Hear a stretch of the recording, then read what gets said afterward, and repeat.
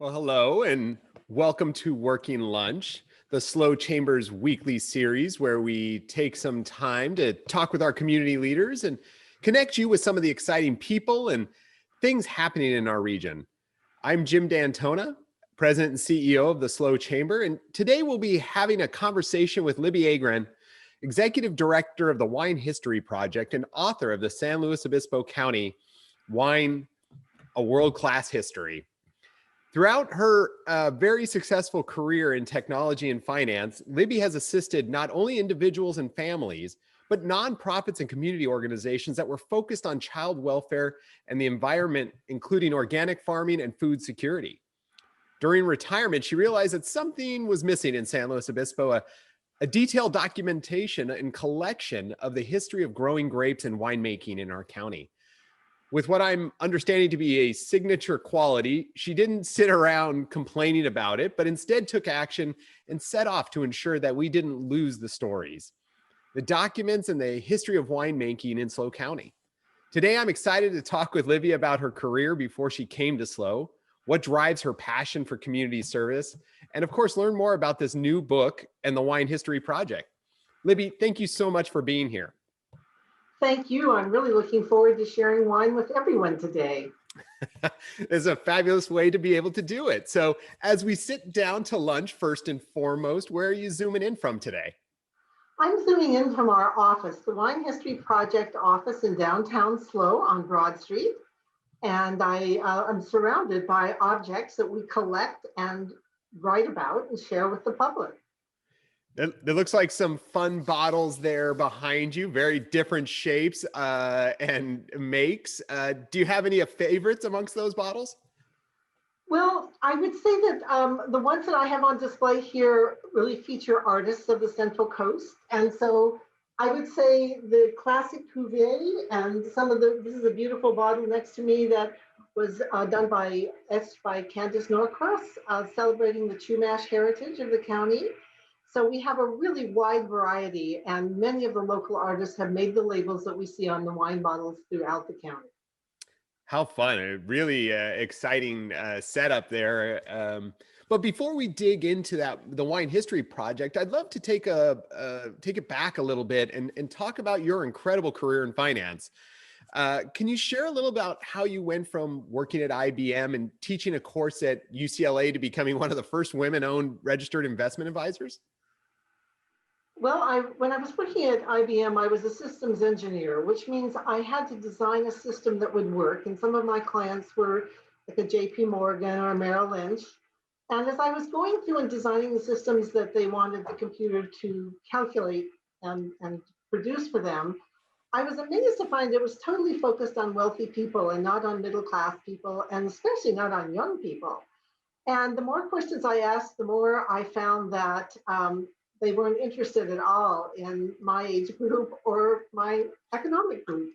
So I really decided I would sit down and see if I couldn't design a class that would help all of us young people in our 20s and early 30s on how to accumulate wealth, set goals, save our money, whether it was going to be for social change or philanthropy or helping others or buying a house, whatever it was. I wanted people to know how to do it.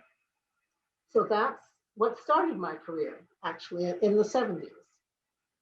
Well, and I'm sure during that an incredibly interesting time there, and it must have been an incredible journey from there forward. But were you helping folks kind of understand what their long-term, was it in a legal sense? How was that kind of taking shape? Well, I was influenced by what was happening in the women's movement because it was very much dominated by lawyers and by law. And I thought what was missing there was the economics of it. Well, how do you, if you're going to talk about earning an equal wage, what are you going to do with it? It isn't just talking about it. How is it going to become important to your life? So the classes I taught and later the consulting I began doing was to really help people realize their own goals. What is it I really want to do? What is my lifestyle going to be like? How do I design that? What's that going to cost? How much money do I need to save? Am I going to have to take care of my parents? Do I want to be married? Do I want to be single? I was also dealing with laws that, women at that time, when they married, they couldn't get a credit card in their own name. They couldn't get a bank account in their own name. So there were big issues coming up in the mid 70s for women about, should I marry? Because I'm going to lose my economic independence if I do that. And I wanted couples to know that they could do it together and be very successful together. And in fact, often are more successful than the individual because you have two people working together. So it was that dialogue, and it was bringing together all kinds of people, men and women, people of different ethnic diversities, people with different goals, and giving them hope and a path and tools, actual tools and questions to ask, and checking in with them every month to make sure that they were on track. So it was a lot of fun. It was a very different type of way of approaching it, but it's the type of thing that has made people successful and built confidence, and that's what I was interested in doing. That's so incredible, and certainly during a time, even today, you could see the value of all of that. Maybe the specifics have changed a little bit, but now there's new challenges and new issues in trying to take on some of these issues. Do you know? Can people still take classes like the economics of being a woman? Well, I know that Andrea Wasco and Megan Gilbert, who own the Pickle Kit Company, do give those. They're not pickled, but the classes have been available throughout the county, and they are continually working with nonprofits to bring that information to people in our own county. So I would contact Andrea Wasco, and yes, I'm sure she's. I turned over all of my materials and that I developed to them because I want that to continue on. It's a beyond our lifetimes kind of challenge for people. That's so fabulous. Well, so from that role there in Los Angeles, the first time you came to SLO, maybe it was as a visitor. What were some of the things that initially drew you to this area, and how was that adjustment between visiting and living here? Well, we started coming as a family, when I was growing up. We immigrated from Canada, and there was something about this beautiful back bay of Morro Bay and the coast and Big Sur coast, of course, which reminded us a lot of our homeland. And we became enthralled with the beauty, as we all are today. And that's really, as a child, I think one of the major influences in becoming, wanting to learn more about how to protect an environment. Well, and in looking at it as someone who did the same, I agree 100%. Looking at as a former LA resident and now making your life here, are there qualities about Los Angeles that you wish SLO County had a little bit more of? Besides, it certainly isn't the traffic. I know that. No, it's not the traffic, although we have our share. I would say one of the things that living in Los Angeles really excited me about was all the neighborhoods. It's a city, a big city, but it's a city of neighborhoods. And each neighborhood has its character, its own ethnicity, its own places of worship, its own stores, foods. You can kind of travel the world by traveling the neighborhoods in Los Angeles. And so I do miss some of that. I really love frequenting all of the wonderful food and restaurants that we have here, especially the ones that have ethnic food.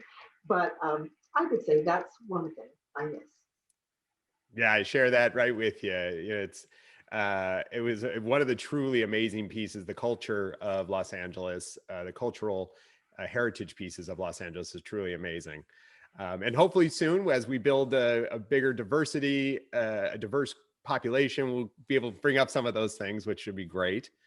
As you've been talking here about your past and getting to know you a little better, obviously in preparation for today's interview, I was struck by your ability to get things done and make a difference, even beyond philanthropy.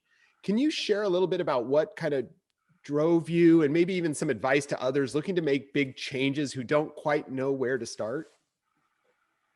Well, I was raised in a family that wanted you to be observant and to note carefully what may need to be done that perhaps someone else wasn't looking at. And I think once you do that and you start to ask other people how they feel about it, the second step is listening, really carefully listening. And then the third step is building relationships with people around you. And as those relationships build, it's coming up with a plan. And I think you have to really not be afraid to say, we have a serious problem here in our community. Let's say we're missing a library, or we're missing sitting with children and reading in the afternoon. No one seems to have time to do that. If that were the problem, then having the group solve it, owning it, and bringing people together. There always has to be someone who implements. That's always the weak spot. It's the weak spot in finance. It's the weak spot in life. I have the idea of implementing. So I'm an implementer. That's what I have seen myself my whole life. So yes, I figure out how to get things done. I think as a kid, it was, I started with Nancy Drew murder mysteries, and I think it just went from there. There is a way to solve this. And I think identifying the problem, listening, and then bringing the group together to solve it. And then taking on that role really to implement it and not letting it fall through the cracks, keeping people motivated. Yeah, well, I mean, I think one of those key pieces that you're identifying there, and maybe is, oak is something you are very okay with, is the idea of risk, that there's some potential, like, yes, this might be successful, it might not be, but you got to give it a shot. Do you feel like that you're a bit of a risk taker on that? I'd say that my whole life has been evaluating the amount of risk. And I think that started in the world of finance, and it goes on today. So I think you can't be afraid. Taking a risk, you can say, what am I willing to risk? What am I willing to lose? And once you have said it out loud yourself, you can do it. You can do it. I think imagination is the other part of it. That you need to imagine. You need to say, could I do this? Yes, I can do this. Just talking yourself through it. I think that evaluating risk, though, is something we all need to learn a lot more about. And that's really something I've tried to spend most of my life thinking about as I move through our journey. An incredibly valuable tool that, yes, we should definitely be training our people, everybody, to be better at, but also, again, not being afraid of taking that risk once you evaluate it and evaluating those options. So it's so great to hear you kind of talk about that. Actually, so I know you serve on a number of boards, and you're the executive director for the Wine History Project. Can you tell us a little bit about why history and maybe preserving the stories captured your attention? Why wine history? Well, when I came to live here permanently, I spent time working at the Botanical Garden with other volunteers, and I really learned a lot about the beauty of the plants, the native plants. And so I started doing a lot of hiking and looking at land, and my mind kind of worked like an archaeologist. I'm walking across this land, but who was here before me? What was grown here? And then what was grown 20 years ago, 100 years ago, 300 years ago, or even 1 million years ago? And once I started thinking that way, I started looking for agricultural historians in the county to teach me about what had gone on here. And I worked with Don Campbell, who lives in North County, just a wonderful person. And the more I did it, the more I realized that the history, it was just fading away. And I thought, we started looking at cattle. I thought, no, this is not my thing. Sheep, no. Almonds, no. Kind of going up to the present, it seemed that grapes were very important, and people had not really written the history of the grapes that had been here for over 200 years. And I felt that it was so important for us to know our history, to protect our land, to understand why we have so many microclimates, to look at the topography we have. The grapes can grow in high mountains, or they can grow in the flattest gulches in our county. So I wanted to just learn it. And then once I began to learn it, I wanted to share it. So sharing it is why we have the Wine History Project. And it is a project for all of us. It belongs to the community to learn about agriculture. Grapes are my main focus, but that feeds us into food and organic farming and lots of different aspects of the beauty that we find in our county. And one of the things, obviously, wine is obviously the header. It's what we're talking about. It also seems to be a story of immigrants, right? About the folks who came here and took a risk, did something. It seems, again, it builds off of maybe a little bit of what your family history is. Was that part of some of the draw here in trying to tell these stories? Yes, although in the beginning I didn't know though that the stories would be as fascinating as they are. This is a county. Many of the people who came either from disappointment with the gold rush, not finding gold there and hoping to find gold in agriculture somewhere in our county. But it also happened that many of the people came because they were leaving famine or drought or some other terrible event in their countries. And they flocked to California because they had heard of the gold rush. But many of them came to become dairymen or to uh, grow particular crops, perhaps to open a saloon even. I mean, they all had their dreams.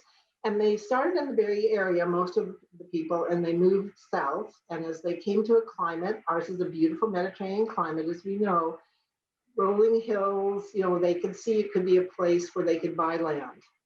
And it happened as they were arriving that the Homestead Act had been passed and signed into law by Abraham Lincoln, which gave everyone the right to purchase 160 acres for a very nominal amount. They had to live on that property for at least 5 years and improve it, and they had to grow crops on it. And that's where a lot of the people who originally came to our county, the motivation was to come and be able to get a grant to be able to do that. So it brought people who put their roots down in our county and have stayed. And that's what's fascinating about the wine history. That even though it might have started as almond history or grain history or dairy history, the generations are still here. And looking at how they worked within their groups and with each other is part of the fascinating story of the wine. Well, and it's, reading the book and looking at these stories, it may be like asking you to pick a favorite child, but is there a certain story that sticks out to you as particularly important or that you were proud to be able to share? There is particularly, well, there are two parts. One is having to do with people. I found over time that my research shows that the Italians came as a large group between about 1890 and around 1930s. Most of them came from northern Italy. They did not come with any kind of background in grapes, as the Italians in previous generations who had gone to northern California. They had come with a lot of knowledge about growing grapes. So our groups came knowing about dairy farming in some cases, knowing about clearing wood. The charcoal business was developed by the Italians here, as well as the Japanese, I might say, who also had their own interest in clearing wood and creating charcoal. But those people also were farmers. And so they started growing multiple crops. They tended to live in the Templeton Gap area from York Mountain all the way to what we now call California Highway 101. A lot of Highway 46 West was, and between 46 West and Adelaide Road up in Paso, was settled by Italians who grew grapes, and they grew them in their own style as they learned about them. They planted cherry trees among the grapes. That was one thing the Martinelli family did.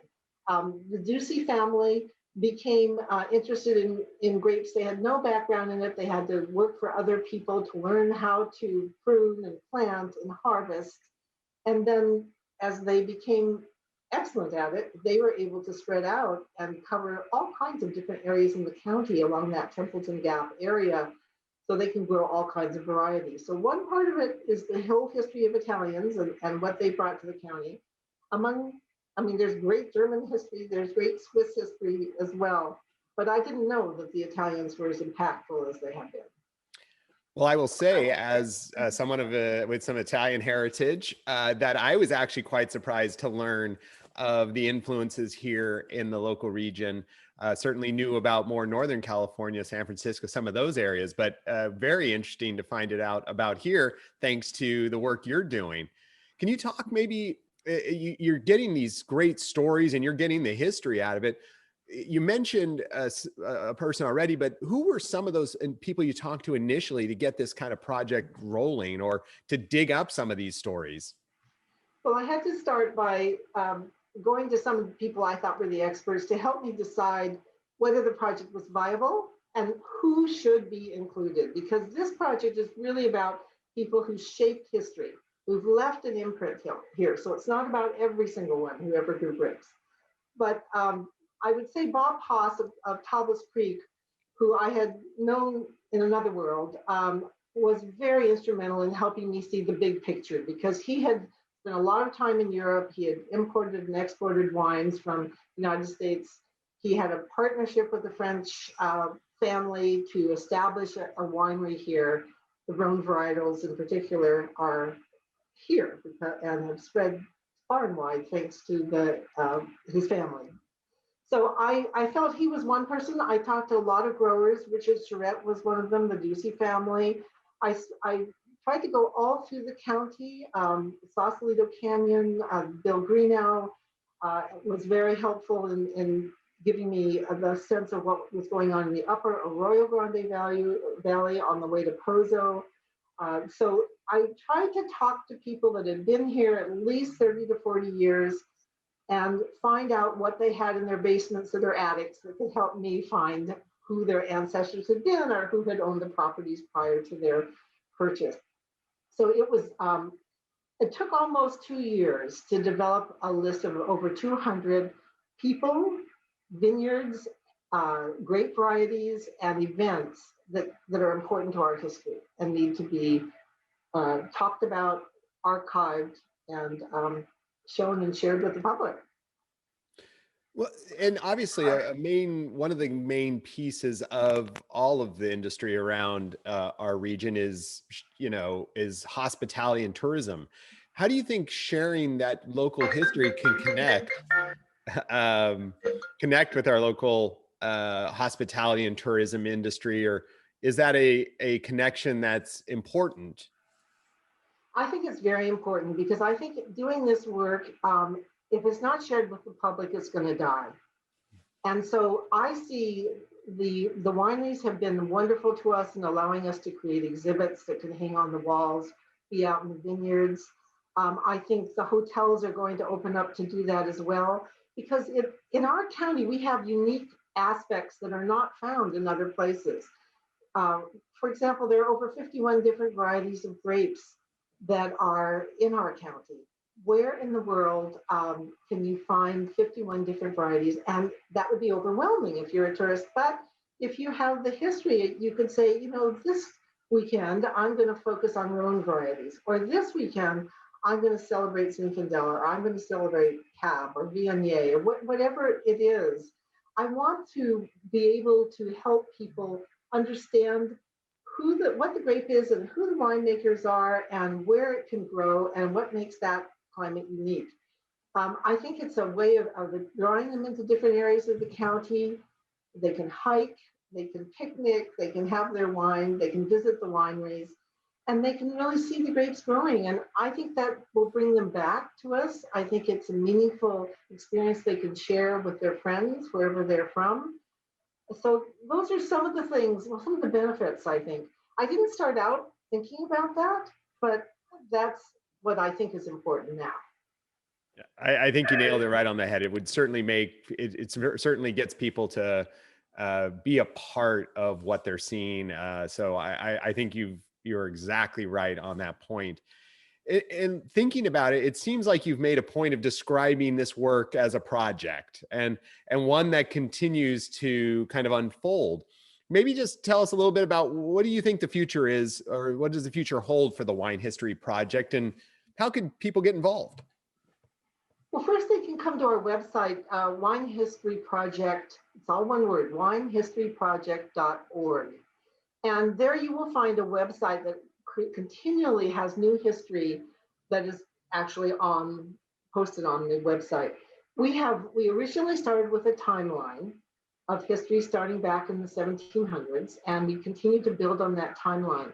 We want people who have lived here, who had an uncle or an aunt or whoever it was in this industry, to contact us to share what mementos they may have, what photographs they may have. Photographs are a wonderful way of opening a discussion. We have been interviewing people orally for a long time, for 4 years. And we want to continue to do that. We are archiving this history, Jim, so that people can access it 50 years from now, 100 years from now. We feel that this area of California has really been under-recognized, if there is such a word. It is definitely becoming more important now to the world, not just to Californians, but we feel that with the rich history that we have, it will not be forgotten. It will be a place that people several hundred years from now will still be commenting on the quality of the grapes and the wines. And so we want the community involved. This project is for the community.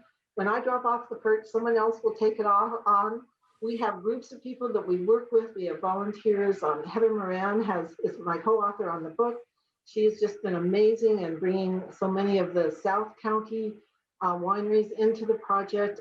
We want them to become, our allies, our colleagues, our collaborators. It's so fun, and to hear you talk about this, and it clearly shows that you're an explorer. You're someone who wants to get in there. Just looking real briefly, what are some of the things maybe you've done? Thinking about the pandemic that we're going through, are there things that you've done this past year to connect, celebrate, and discover locally that that is different than you might have had to do it before? Well, I think of the book as our pandemic project because Heather and I we just saw each other for the first time in a year. So this book is written and in segments in our own homes and put together. I think that what I've learned from the pandemic is that I've gotten more free time in a way and more peace because I'm not as frenetic in my running around. And I also found that you can do almost anything.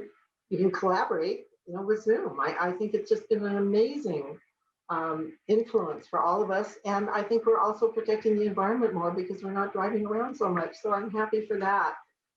All of those things, I think it really made us all more thoughtful and very, very caring about everyone. I mean, everyone in this county has been so amazing in reaching out to help their neighbor.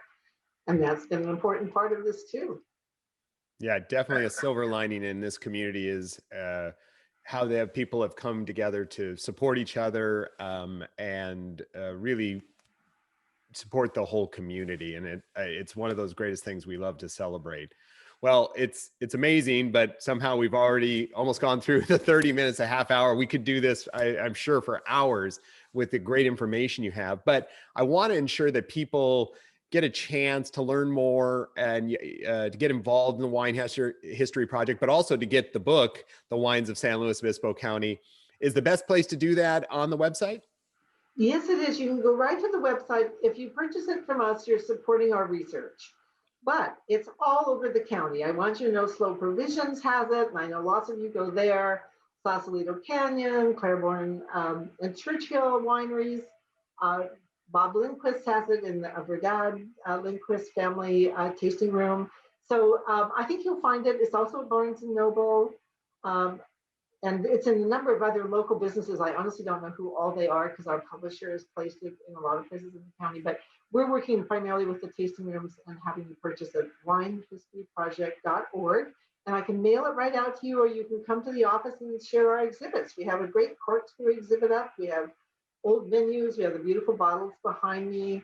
We are opening up at the Paso Robles Museum in May. So we'll have a permanent gallery there, and just watch our website. We're all over doing exhibits and pop-ups once we all can have our vaccinations, and we'll continue with social distancing and providing you with lots of education and lots of fun. This whole project is a lot of fun.